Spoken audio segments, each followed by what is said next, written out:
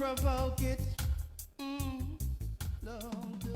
Ooh, na na na na na na. Ooh, na na na na na na. Ooh, no, no, no. Yeah, yeah, yeah, yeah. Holy land of Africa, robbed of his wealth and stripped of his culture. Holy people of our native land, forced to reside on foreign land. Still through all of this turmoil, running like a child, so free as the night. Know what time we've been so vile. Every now and then is a chance to smile. Won't smile, only for a while. Say, won't you smile, only for a while. So though you far away, behold, trapped in the cold, ain't no signs of gold. Suddenly I thought the speed of a missile crashed in your mind. Give the chance to smile, hold me smile, only for a while. Say, won't you smile, if only for a while. Ooh, no, no, yeah, yeah. Ooh, won't you smile?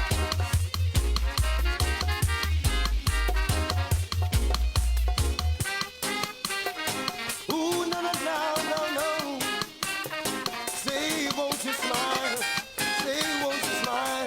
Say, won't you smile?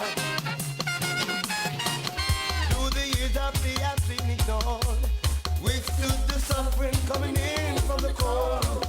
Our heroes, they have been so bold. The countless stories forever been told. Their memories still live in our hearts, soothing our minds. All right. Thank you all for tuning in to WGHC LP 98.3 FM. And welcome to my show, Money Talks, where all we talk is money. I'm your host today, and my name is Jeff Badu. I'm a parallel entrepreneur and a wealth multiplier. I'm the founder and CEO of Badu Enterprises, LLC, which is a multinational conglomerate in the finance industry. What we do is we provide a suite of financial services, including our marquee company, which is Badu Tax Services, and that's the firm that does tax preparation, tax planning, and tax representation for individuals and businesses across all 50 states in the U.S. We also have Badu Investments, LLC, which is my real estate investment company. And what we do is we invest in apartment buildings, rental properties in areas such as the south side of Chicago in efforts to restore traditionally underserved communities. Then we have the Badu Foundation, which is my 501c3 nonprofit that provides financial literacy education to the youth ages 6 to 18, where we teach them on topics such as budgeting, saving, investing, and scholarships. My purpose in life is to inspire and support the super hungry to take hold of infinite resources in order to create an abundant lifestyle. Once again, if you're tuning in now for the first time, welcome to my show, Money Talks, where all we talk is money, and I'm your host, Jeff Badu. We're live on WGHC LP 98.3 FM on the dial in Chicago, so you can tune into your car right now if you're in Chicago, or anywhere in the world on our website, WGHCradio.org. Once again, that's WGHCradio.org. So today's topic, we'll talk about, is it smarter to pay off your student loans first, or should you pay yourself? AKA, should you invest in retirement? Should you invest in real estate, or should you just go ahead and pay off your student loans? Thank you for those that are tuning in right now. We're live on the radio, WGHC LP 98.3 FM. And then we also are on Instagram to my left here. And then we also have Facebook straight ahead. Definitely appreciate you all for tuning in. And we'll be talking about a lot today. Quick shout out to the Infinite Wealth course. Talking about the Infinite Wealth course coming out very, very soon. In a few weeks. I'm super excited about that. We actually got the website up and running today for the course, and everything will be uploaded very, very soon. And so you'll be able to purchase that very shortly. We'll be doing some specials for everybody that signs up. And then we're also looking for brand ambassadors. If you're looking to be able to sell the course, or if you're able to, give the course out to your fellow business owners, or anybody that you know or think will benefit from the course, and feel free to reach out. I'll be more than happy to send you more details on that. Of course, there's compensation opportunities involved. All right. So remember, today's topic is should you pay your student loans off first, or should you essentially pay yourself first? We'll see what the verdict is today. Before that, we always like to spend about 10 to 15 minutes going through market reports to see what happened last week. So basically, we want to see what happened in the stock market last week. What were some of the highlights? Did the market go up? Did it go down? That sort of thing. So let's get right into that. All right. So stocks were mixed last Monday, with the Russell 2000 up 1.4%, the NASDAQ up 0.5%, the Dow fell 0.4%, and the S&P 500 and the Global Dow closed the day essentially unchanged. So on Monday, the stock market actually went up. S&P 500 is composed of the top 500 stocks in the U.S. The NASDAQ is composed of the top technology stocks in the U.S. as well. So Monday was a good day in the stock market. Things went up overall. Let's talk about Tuesday. Gains by cyclicals, energy, real estate, and meme stocks. My goodness, meme stocks helped propel the Russell 2000 up 1.1%, the NASDAQ up 0.3%, and the Dow, Global Dow, and the S&P 500 didn't really change that much. Right, so looks like we had 2 good consecutive days. So let's see if we can keep up the trend. Last Wednesday saw stocks post gains early in the day, right, only to dip by the close of trading. All right. Bond prices rose, pulling yields down. The 10-year Treasury yield closed below 1.5% for the first time since the beginning of March. The dollar declined while crude oil prices were little changed. All right, so let's see what happened here. Russell 2000 went down 0.75%. The Dow and the S&P 500 also went down 0.4%. So we ultimately broke the trend, broke the positive trend on Wednesday. Let's see what happened on Thursday. Stocks closed last Thursday higher, while the S&P 500 reached a record closing high. I'll repeat that one more time.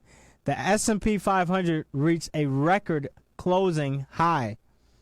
Investors apparently look beyond another increase in consumer prices, determined by the Consumer Price Index, or CPI for short, which rose 0.6% in May.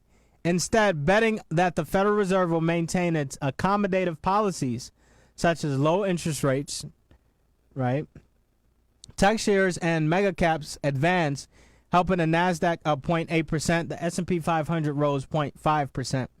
The Global Dow and the Dow went up 0.1%. Let's see what happened Friday. Friday is my favorite day of the week, by the way, for those that don't know. Not only because I was born on a Friday, but also just great things tend to happen on Friday, especially payday. Last Friday saw stocks continue to tick higher following Thursday's advance. The Russell 2000 reversed course from Thursday to post a solid 1.1% gain on Friday. The NASDAQ gained 0.4%. The S&P 500 edged up 0.2%. All right. And the Dow and the Global Dow ultimately went up 0.1%. So overall, the stock market was up. So stocks closed generally higher last week, with the Russell 2000 and the NASDAQ leading the benchmark indexes, followed by the S&P 500. Both the Dow and the Global Dow unfortunately lost value, right? That can happen in the market. Among the market sectors, healthcare, real estate, consumer discretionary, utilities, and IT had weekly gains. All right, let's see if there's anything else that's noteworthy. All right, so the Dow Jones so far this year is up 12.65%. The NASDAQ, composed mainly of technology stocks, is up 9.16%. The S&P 500 is up 13.08%. The Russell 2000 is up 18.28%. The Global Dow is up 17.32%, which means the overall global markets are actually doing pretty good. All right, last year we had a big down year with the pandemic and everything like that. So things are recovering. Economies are opening back up. Businesses are reopening. People are getting vaccinated.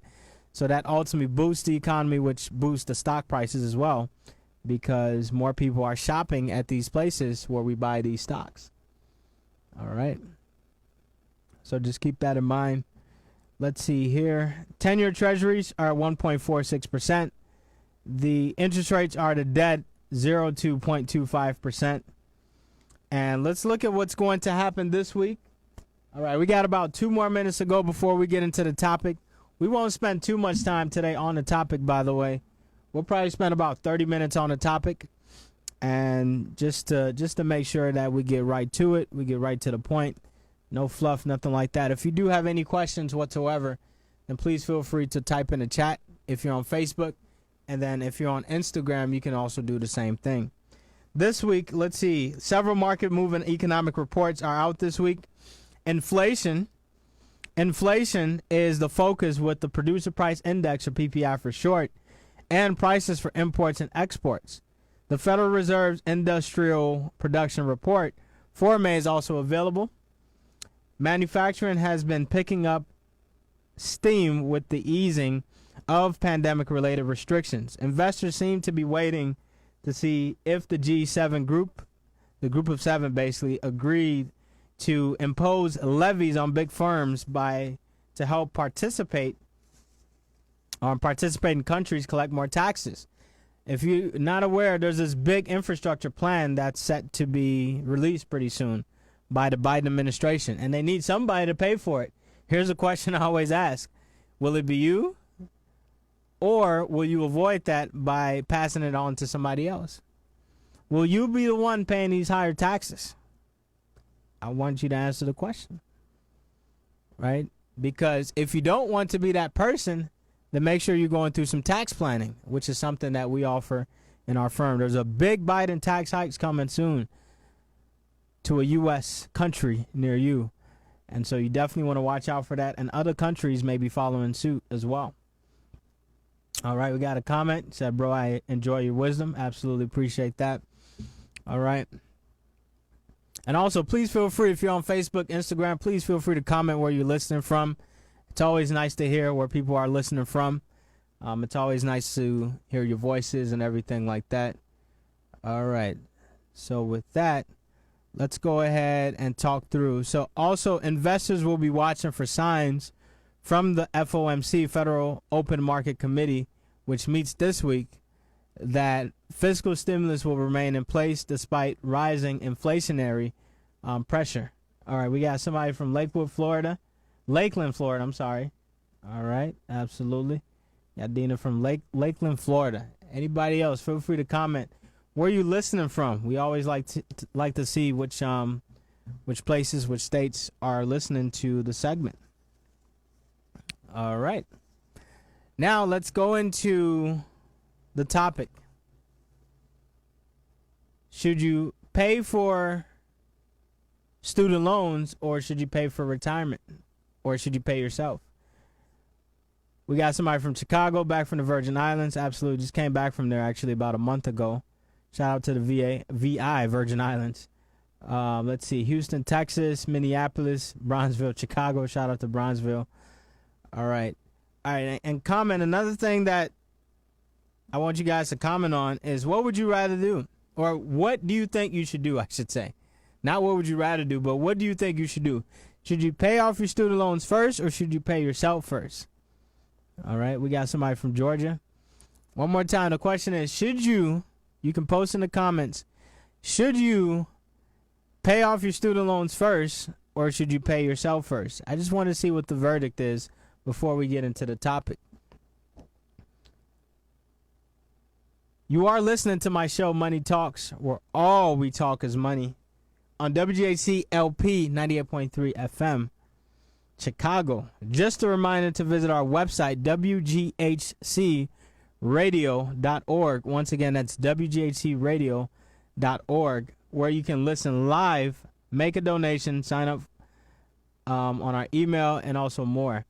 All right, we got the verdict is pay yourself, right? Pay yourself. Dina said both. All right, let's see. Eliminate the biggest liability from wage. Okay, this is interesting. Pay yourself, right? Forget Sally Mae. Okay. That's good. I'm glad we're in the right mindset, at least. The thing about wealth, the thing about money, it's all mindset related. If your mind is right, you can get your money right too. If your mind is not so right, you want to learn how to get your money right, because that's how we build wealth on an infinite basis. That's part of the reason why we came out with the Infinite Wealth course, by the way, which will be released very, very soon. All right, we got some comments. Forget Sally Mae.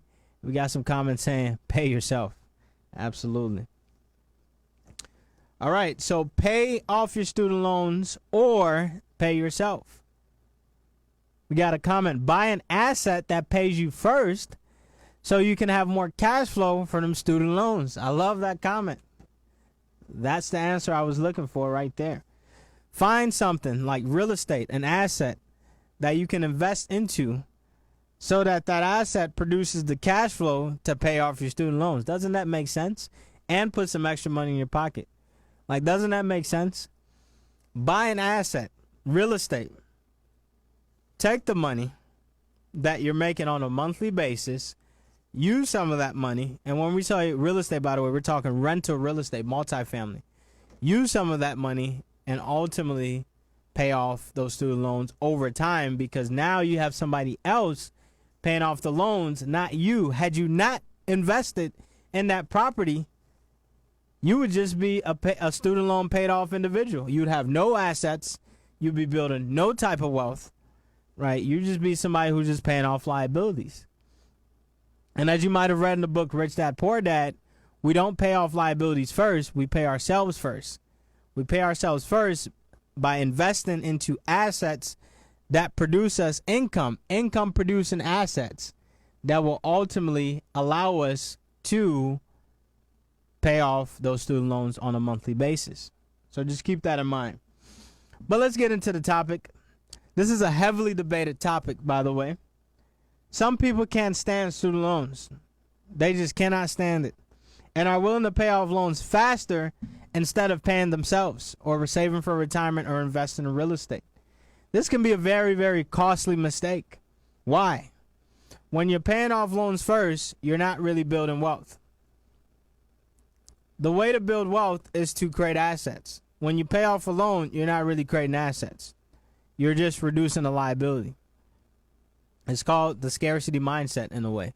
I actually spoke with a client today, and he said, well, I got some cash sitting. I got about $100,000 sitting in the bank right now. I'm like, good problem to have, first of all. Congrats. Second of all, should I pay off my mortgage on my personal home that's not making me any money? They didn't say that, right? But I rephrased it as that. Or should I invest into a property? They didn't even put that as an option. They just asked, hey, should I pay off my mortgage? I'm the financial coach to this individual. And I said, you know what? How about this? Let's do an analogy. When you're paying off your mortgage, what is that going to do for you? I said, well, it makes me more comfortable that my mortgage is paid off. And I said, okay, that's good. And what else? So, well, that's about it. It just makes me more comfortable. And I said, okay, well, how about this? How about we take that $100,000, turn it into $400,000 by investing it into an income-producing assets such as real estate that gives us cash flow, mortgage pay down by our tenants, leverage the ability to turn 1 into 4 by using 25% down payment or sometimes even lower. Longevity, meaning real estate will be here forever. Tax benefits, right? And the fact that real estate is something that is ultimately a very, very valuable asset. If you haven't read the book yet, I strongly encourage you to read the book, The Legendary Asset, 6 Reasons Why You Should Invest in Real Estate. So they asked the question, should they pay off their mortgage with this $100,000 they got in the bank, which, by the way, wouldn't even pay off the full mortgage. They would still need some extra money. They had about $150,000 left on the mortgage. Should they use that money to pay off the mortgage, or should they, actually there was no or. They didn't even put out another option. That's why they hired me as their financial coach. And I said, you know what? Let's take that $100,000. Let's create more assets with that $100,000. Turn it into $400,000. Allow a tenant right, a tenant to basically pay off the mortgage. At $400,000, you can get a nice 4-unit building on the south side of Chicago. You don't think it's true? Well, we did this last year, so it is true. It is possible, right? And I know people doing it this year. You take $100,000 of your own money. By the way, you don't have to put in the full $100,000. There's low down payment programs out there, such as Federal Housing Administration, FHA. There's also conventional, 5% down. So I can take 5 cents, turn it into $1. How does that sound? I can take 3.5 cents, turn it into $1. So I said, okay, you got $100,000. They already got a home. You take that $100,000, buy a $400,000 building. How does that sound? You collect $4,000 a month in income. We use the 10% of the purchase price rule to determine our gross income. And then we use the 50% rule of the gross income to determine our expenses, including the mortgage, which is $2,000 a month. 50% times $4,000 in income is $2,000 in expenses. That means you have $2,000 left of cash flow. You take this $2,000, you take maybe $1,500 of it, and you put it into, you pay off the mortgage monthly. So now you have tenants paying off the mortgage on your personal home. Had you took that $100,000 and paid off the mortgage, it would have done you literally nothing. Literally nothing. Okay, it gives you equity in your home. Okay, that's nice. Okay, what will you do with the equity? As a matter of fact, I told him, well, how about on top of that, we take out a HELOC, a home equity line of credit, where it can give you, nowadays, I don't know the exact percentage, but before COVID, it was up to 95% of the building's value minus your mortgage. So if you got $100,000 in equity, you can get $95,000, and you can go buy a house, another home, a HELOC, home equity line of credit, where you can pull equity out of your home that you've built equity in. You take that money and you buy a rental property. So not only does he have $100,000 that he can buy a rental property with, but now he has equity stuck, literally stuck in his home until he acts upon it. Wealth is nothing more than, if it's stuck, right? If it's just there and you're not doing anything with it, is it truly wealth? If it's not growing over time, is it truly wealth? Right? If money's just sitting in a bank, is it truly wealth? Wealth to me is something that you take and make more out of it. That's wealth. A business that generates income on a daily basis, that's wealth. Real estate that produces cash flow on a monthly basis, that is wealth. A life insurance policy that grows cash value on a tax-free basis, that is wealth. So basically, this client now went from having no rental properties by paying off their mortgage and just being comfortable, quote unquote comfortable. Comfortable will get you to not build wealth sometimes, by the way. You should be comfortable being uncomfortable when it comes to your wealth building journey.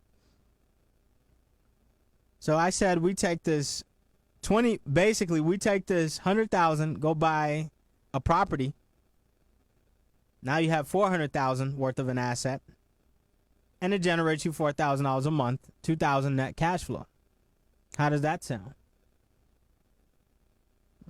So now he's going to go out and buy a property that makes him net $2,000 a month that he's going to use to pay the mortgage on his house every month. That way it doesn't come out of his own pocket. And he gets a tax write-off called depreciation, which is a massive tax deduction where you can basically, if you accelerate it, you can take up to 25% of the building's purchase price and get a tax write-off on that. So if you bought the building for $400,000, you get a tax write-off of $100,000, which, oh, by the way, was your down payment. That's known as accelerated depreciation or cost segregation. Let's say if you didn't even accelerate it, then you take $400,000 minus the land, which is typically about 10, 15%, depending on the size of the building. And we basically take that over 27 and a half years. So it'll be $400,000 minus the land divided by 27.5. And that's your tax deduction every year. So not only, I basically allowed this client to now have 3 properties going. His personal home that he lives in, and then 2 rental properties that he can potentially acquire. Or if he's really smart, he takes that money, that $200,000 now, and he buys an $800,000 building. He takes $200,000 of his own money, with $100,000 coming from his pocket, another $100,000 coming from the HELOC on his own. Now he has $200,000, which turns into $800,000. In real estate, you can always buy basically whatever you own multiplied by 4. Whatever you have today multiplied by 4. That's how much you can get in real estate. If you have $1, you can get $4, right? If you have $2, you can get $6. I'm sorry, $8. If you have $2, you can get $8. 2 times 4 is 8, right? Got to correct the math on that. So that's the thing. So now instead of buying a 4-unit, he has an 8-unit. 8-unit making $8,000 a month. He achieves economies of scale, meaning that he has only 1 building he has to deal with, 1 property tax bill, 1 utility bill. To me, less is more sometimes. A 39-unit building, to me, is better than 39 single-family homes. All right, a 39-unit building, to me, is better than 39 single-family homes. Because now you have to travel to 39 properties. You have 39 property tax bills. You have 39 closings. I mean, right? Buying a 39-unit building, the process is no different than buying 39 single-family homes. You're just going to spend 39 times the time buying 39 single-family homes. That's all it is. Right? So sometimes less is more. The bigger the units, the better. Shout out to Grant Cardone, who taught me some of this stuff, by the way. We got a comment here. They can get a nice commercial real estate multifamily. Sheesh. Does he need a partner? That's one thing I asked him, too. Hey, are you interested in partnering with Badu Investments, where we can go out and buy properties with you, right? And we share the equity in the property. We got a question. How much does this vary from America? I'm in Australia. I don't know too much about Australia real estate, unfortunately, but I have read a book on Australia real estate, and I heard it's very, very similar to U.S. real estate as far as the process and everything goes. And we got a comment. Can't be scary. Absolutely. Scared money makes no money whatsoever. You got to put your money where your mouth is when it comes to this stuff. All right.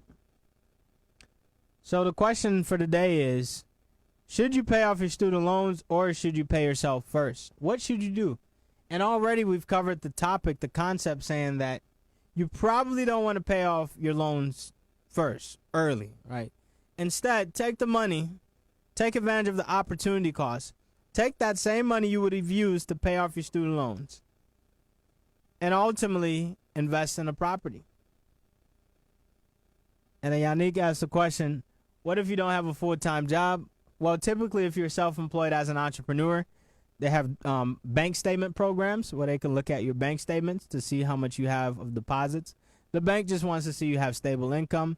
You can always utilize higher interest rate loans or asset-based lending, which doesn't really care about your full-time job or, like, quite frankly, they don't care about you in general. They care about the property, the asset. That's why it's called asset-based lending, right? This is more for flips. So you buy a property that's distressed, you put work into it, and then you flip it. I'm not a big proponent of flipping because I don't believe flipping is the pathway to wealth. It's the pathway to accumulating cash to build wealth, but it's not actual wealth when you're just out there flipping, right? That's more of a job, basically. Now, you can be a great flipper and turn your flipping business into an actual business and be really good at it, but I'm talking wealth, right? I'm talking you have an asset, and that's generating you consistent, predictable cash flow every single month. Rent from tenants every single month, right? When we bought our 25 unit, I think it was about closed on it 2 months ago. It had 25 tenants ready to pay rent. We actually got a check for closing for the first month's rent of those 25 tenants. Right now, some of them were partial. Some of them we have to go through government programs to actually get the money. But imagine buying a building, and from the day you close, there's a check that has your company's name on it for the rent from the tenants. Like, hey, we're ready to pay you. I mean, to me, that is wealth. So that means from the first day of buying a building, it cash flowed from day one. From day one, it cash flowed. Now, the way that we make these buildings better is we can make improvements to these buildings. We can basically evict bad tenants, ones that are not paying, or create an agreement with them, cash for keys, whatever you might call it. We can apply for government assistance programs for certain tenants. The more we increase the income on the building, the better it is for the value of the building.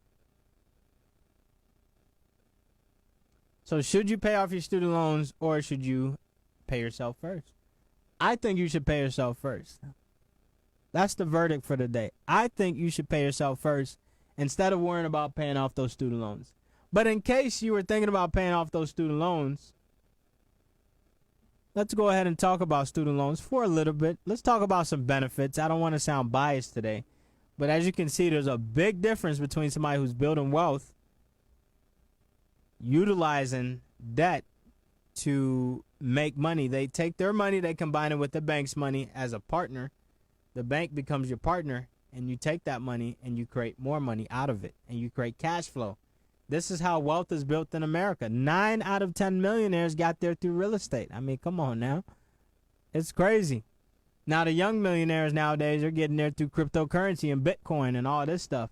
But real estate is still the most powerful asset on the planet next to you yourself. So student loans are the second best type of loans to have, only behind interest-free loans. And we got a comment. I hope everyone's taking advantage of the hold on student loans. There you go. Even more leverage, right? Because now you can have more money in your pocket to invest because you're deferring your student loan payments. Because now you can take the money you would have used to pay off the student loans, use it as a down payment, whether you're using an FHA program. Thank God for the U.S. government, by the way. I want to give a big shout out to the U.S. government for allowing such great programs. I mean, come on now. You can take 3.5% down payment and buy a 4-unit building that has 3 to 4 tenants in there. I mean, that's crazy. That's crazy. And then they give you a down payment assistance program to cover that 3 to 5%, 3.5% down payment. Are you kidding me? They're basically saying, hey, we'll give you this for free. You just got to play the game with us. You just have to learn the tools. You have to learn the game, basically. I have an article on my website that teaches you part of this game. If you don't have a property right now, you can get one. And they'll work with you, especially in the after COVID effect. They want people to own homes because there's a lot of inventory about to be released in the market pretty soon. So if you decide to pay off your student loans, you don't take this advice for whatever reason, then they do come with tax benefits. You can deduct up to $2,500 of interest payments each year. You can deduct, and so if you paid up to $2,500 of student loan interest, then you can deduct that each year. Now, interest rates, basically, it's not high of interest rates compared to other loans. So interest rates aren't as high as credit cards, for example. And it helps you build credit. So as you're paying off your student loans on a monthly basis, whether your tenants are paying them for you or not, you're building credit on a monthly basis. You're building payment history. It's also an unsecured loan, meaning that if you were to go bankrupt, they can't take anything from you because it's unsecured. Unsecured meaning it's not tied to anything. They can't attach it to your degree, for example. They can't take away your college degree, right? The student loan company can't come knock on your door and say, hey, give me your college degree. I mean, they would look quite foolish. So it's not attached to anything, basically. You can leverage the time value of money due to lower than usual interest rates. So let's say you got a rental property that pays you 20% cash on cash return and your student loan interest is 5%. Well, that's a 15% spread on that same dollar. 15% spread. This is how wealth is created, when you make the spread on that.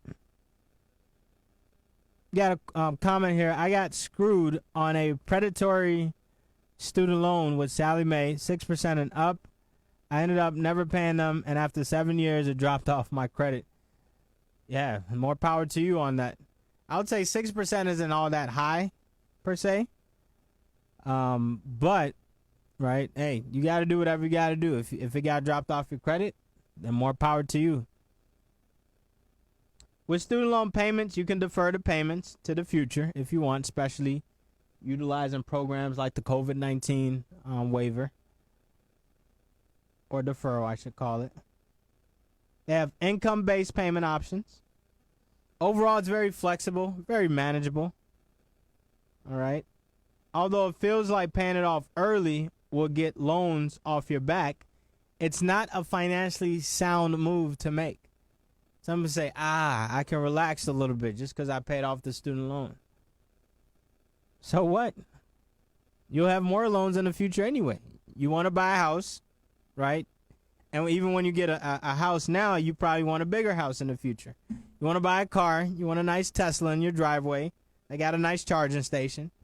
You want nice things. We all do. You might even own a private jet in the future. These are all things that come with loans, by the way. So you always have loans for the rest of your life. Like, if you truly want to live life. If you truly want to build wealth, you will have loans for the rest of your life. I am comfortable with the fact that I'll have loans the rest of my life. Because why? I can take my dollar and turn it into $4 by magic. I can do that all day, every day. I can take $1 billion, turn it to $4 billion. I can take $1 trillion and turn it to $4 trillion through the power of real estate and leverage. So nothing wrong with having loans as long as you can manage it, and most importantly, as long as you have somebody who's going to pay off those loans for you on a monthly basis. Now, some loans that you might want to pay off early, credit cards, definitely want to pay those off early. They come with about 15 to 20, I've seen as high as 30% interest. Those you definitely want to pay off pretty early. Unless you found a better investment that can yield you higher returns than a credit card. Credit cards can eat you alive. Trust me, I've been there before. All right. For good reasons, of course. Be sure to pay all your minimum payments on time, by the way, on all your loans. So what we're not talking about today is not paying off your loans at all, meaning don't even make the monthly payments. That's not what we're saying. I want to be crystal clear. You still make your monthly payments, your minimum monthly payments, no matter what. So your monthly payments are $300 a month. You make those. When I say pay off, I mean pay it off in full. I want to be crystal clear when it comes to that, because nowadays the world can get anything twisted, discombobulated, whatever you want to call it. If interest rates are very high and you're not eligible for the tax write-off, then you might consider paying off a loan early. Just makes sense hypothetically. And then if your debt to income ratio is too high, then you might want to drop down your loan payments a bit, or at least renegotiate the payment terms so you can get lower monthly payments. Debt to income ratio equals monthly debt divided by monthly income. That's all it is. A student loan is nothing more than a bill. It's like a phone bill. I know people don't like paying it, but hey, it's nothing more than just a bill. So my advice to you, use the rich dad, poor dad method. Take your money, acquire assets to generate you cash flow so that you can pay off your debts and your lifestyle. It's real simple, pathway to wealth. Take your money you have, go into a partnership with the bank where they'll give you 4 times your money at a minimum. So if you got $1, they'll give you $4, or you'll have $4 total. Then use that asset to generate cash flow, which is rent, right? Tenants paying you rent. Use that cash flow to pay off your expenses every month or your debts every month. It's real simple, and repeat the cycle over and over again. It's a very simple pathway to wealth. Very, very simple. Work with the lenders. They will work with you. Work with the lenders. Get on the programs, the down payment assistance programs. They will work with you. Trust me. If you're an honest individual, very sincere individual, they will work with you. So the key here is always pay yourself first. Always pay yourself first. Why are most people broke? Why are most people in a poverty mindset or poverty state? Because they don't pay themselves first. They pay themselves last. They do not acquire assets that generate them income on a monthly basis. They're one missed paycheck away from financial distress, meaning they have no other source of income. They just have one job, and that's it. So the moment they lose that one job, they're done. They're done. They start getting behind on bills. Emergencies start popping up all over the place, and the sky just falls. But when you have assets that produce you income on a monthly basis, multiple streams of income on a monthly basis, then it's like, okay, if I lose my job, well, at least I have something to count on. It's very simple. And then you add a life insurance policy to all of that over time. You add a permanent life insurance policy, preferably one that's premium finance, or even if it's not premium finance, you get something like an index universal life insurance policy to build even more wealth over time and add protection to your portfolio. You got to protect your wealth. It's very important. Once you start accumulating wealth, then predators start coming after you, right? Until you protect it and put everything in the land trust, LLC. Then it's like you own nothing, but you control everything. That's next level. So you don't have to do that from the jump, right? Get your assets first to generate you income. Then you worry about that stuff at a later time. The land paying yourself first can cost you a fortune in the future. You're going to miss out on compound interest, which is money that grows on top of even more money. You'll miss out on leverage, which is the ability to use less of your own to buy more of something.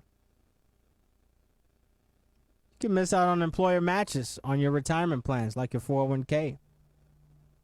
At least 10% of your gross income should be going towards a retirement account each and every year, minimum. So to conclude, I promised we wouldn't keep this long-winded. I just want to really touch upon a very important concept. Paying off student loans before paying yourself first can be a very, very, very costly mistake. Very costly mistake. Use your money to build assets so that they can pay you income or cash flow so that you can use that cash flow to make even more money and also pay off your bills every month. That way you don't have to rely on a job, right? A job. And I was watching a movie the other day. This man had lost his job. He was like, man, now I won't be able to pay my bills. Man, what am I going to do? It's as if the job was something that was just to pay bills. Like, there was no thrill, no enjoyment in the work. It was just like, okay, I go in, I punch out, and that's it. I go in, I punch in, and I punch out. And I'm like, what kind of life is that? Where you just go in, and punch out. And that's it. You punch in, you punch out. Is that really a way to be living? As a matter of fact, are you just existing or are you actually living? So build assets, build wealth. The only way to build wealth is to accumulate income-producing assets, such as real estate, that can pay off your bills each and every month without you having to work for it. It's the only pathway to wealth. The only path to wealth. Talk to any billionaire. Talk to any millionaire. They will tell you the same thing. The pathway to wealth. Build assets that produce you income so that you can use those assets to pay off your expenses and then build even more wealth So now you're not relying on a job, which is taking away time, valuable time for you. Time is the most valuable asset on the planet. All right, so we always got to keep these things in mind. So with that being said, and thank you, Millie, for the comment. God bless you as well. You've been listening to my show, Money Talks, where all we talk is money on WJC LP 98.3 FM, Chicago. We are a low-power station empowering small voices to make great change. Please list our website, WJC Radio, and make a donation. You can also listen to us live by clicking on the Listen Live tab. If you would like to sponsor this show or the station in any way, please leave a message for our program director using the Contact Us form. Finally, if you would like to keep up to date with new programming and news, please sign up for our email list. All this you can do just by visiting our website, wghcradio.org. So pay yourself first, folks. It's very, very important. With that, I do want to thank you for tuning in to WJC LP 98.3 FM, Chicago. My name is Jeff Badu, and I look forward to continuously delivering you all some content. Thank you.